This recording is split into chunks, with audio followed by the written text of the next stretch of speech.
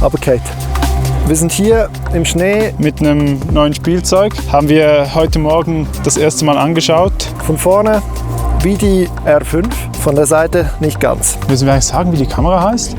Canon hat uns die Möglichkeit gegeben, einen Tag lang die R5C zu testen. Und jetzt sind wir hier auf dem Berg und heute Abend haben wir ein Projekt. Ja. Wir sind sehr positiv überrascht.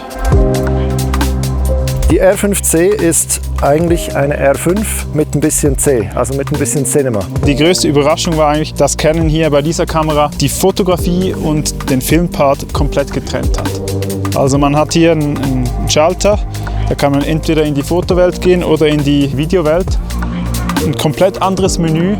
Also wenn man auf Foto geht, hat man mehr oder weniger eine R5 mit einem Fotomenü. Wenn man aber auf Video geht, dann findet man sich in einem Interface wieder, das eigentlich kaum zu unterscheiden ist von einer C200 oder einer C70. Das finde ich persönlich eine große Überraschung und eine sehr tolle Überraschung, weil wir kennen beide Welten und fühlten uns so direkt wohl. Weil es nicht eine Fotokamera ist, die einfach auch noch einen Movie-Rack-Button hat, sondern es ist wirklich eine Kombination dieser beiden Welten und das hat uns wirklich überzeugt. Das Bild ist fantastisch, was wir bis jetzt sehen konnten. Die R5 hat ja schon fantastische Aufnahmen gemacht in 8K RAW.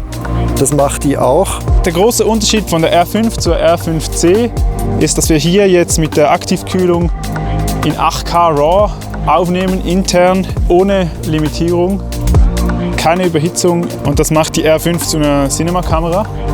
Was weggefallen ist, ist der IBIS. Der Sensor ist nicht mehr stabilisiert. Ich denke, das hat auch mit der Kühlung zu tun. Ansonsten fühlt es sich an wie eine kleine DSLR.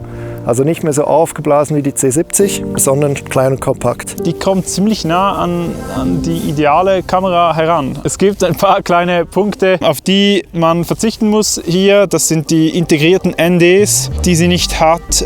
Das sind kleine Dinge wie HDMI-Anschluss, dass ein Micro-HDMI-Anschluss ist. Die Akkus sind wie gewohnt. Es gibt die LP6NH und die haben ein bisschen mehr Leistung, das braucht man. Die zieht einiges. Das merkt man schnell. Von den Memory Cards her ist es das gleiche, die SD-Karte und die CF Express. Man hat die Möglichkeit 8K auf beiden Karten aufzunehmen, allerdings ist alles, was RAW ist, der CF Express vorbehalten. Die Datenraten sind einfach zu hoch.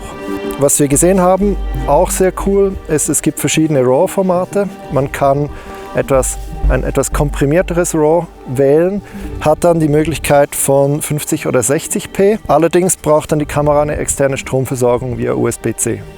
Für mich bei der R5 war es vor allem tricky, weil die Bildqualität in 8K, die war unglaublich toll, aber in 4K ohne Oversampling, also 4K nicht HQ, war es dann eigentlich für mich nicht mehr 4K. Und das ist hier anders. Alles, was 4K ist hier, ist perfekt scharf.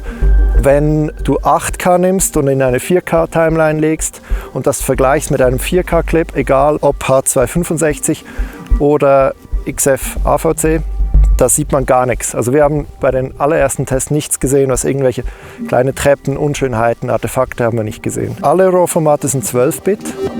Man hat H264, H265, man hat Long-GOP, Intra-Codecs, man hat RAW in verschiedenen Facetten und egal auf welcher Karte, man kann eigentlich immer etwas finden. Also das finde ich eigentlich ziemlich cool. Und man kann da wirklich justieren.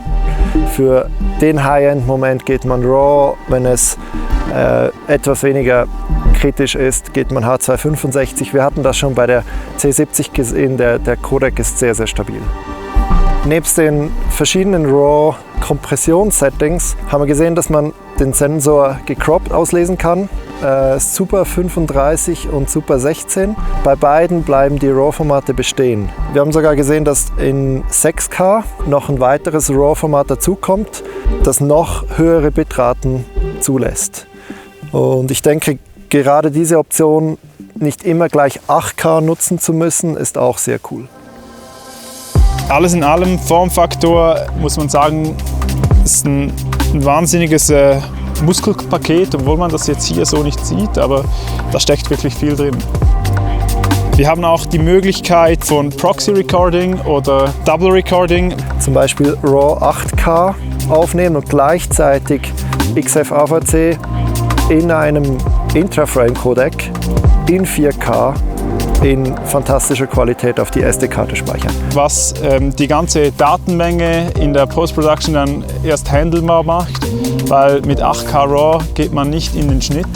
Die Kamera hat ein Dual Base ISO, das ist einmal 800, einmal 3200, was vor allem in Lowlight-Situationen hilfreich ist.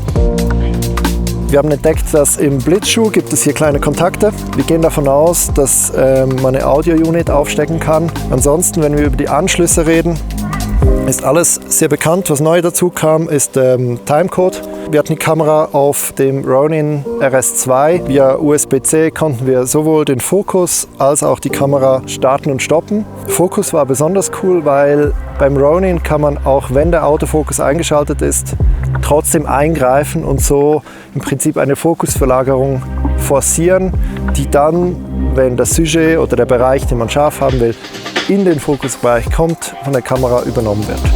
Sehr kompliziert formuliert, aber so ist es halt. Ich würde mal sagen, die R5C ist eine Filmkamera, mit der man auch fotografieren kann. Und bei der R5 ist das eher eine Fotokamera, mit der man auch filmen kann. So, das ist vielleicht der feine Unterschied. Alle Buttons sind jetzt durchnummeriert. Das ist ja bei der R5 oder bei den anderen Fotokameras nie der Fall. Man kann die alle so konfigurieren, wie man möchte. In den Audioeinstellungen haben wir gesehen, dass die Kamera 4 Spuren aufzeichnet. Wir konnten überhaupt nichts einstellen, bis zum Moment, wo wir das Mikrofon eingesteckt hatten. Dann erschienen die Menüoptionen. Es ist eine ausgewachsene Filmkamera für ambitionierte Filmer, die flexibel, spontan, schnell agieren müssen. Eine sehr coole B-Kamera, sage ich jetzt mal, zu einer Hauptkamera wie einer C500 oder einer C300.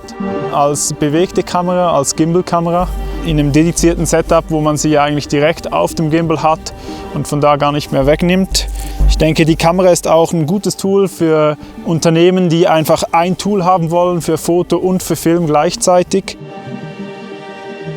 Ehrlich gesagt, es ist eine sehr, sehr eindrückliche kleine Kamera. Formfaktor ultra klein, ultra portabel mit 8K und RAW und all den Optionen und einem Menü, wo man sich so komplett zu Hause fühlt in beiden Welten, wo man nicht die Movie-Funktion irgendwo noch integriert. Irgendwie fühlt es sich fast so an, als wären das erste Mal bei Canon die Leute von der Fotografie mit den Leuten vom Filmteam oder von der Digital Cinema Abteilung an einen Tisch gesessen und haben sich geeinigt. Also zwischen den beiden Fronten gibt es noch ein Off, aber abgesehen davon ist es ein sehr, sehr innovativer Ansatz zu sagen, hey, wir mischen das nicht, sondern wir packen das zusammen, aber machen beides richtig. Und so fühlt sich das eigentlich an. Marius?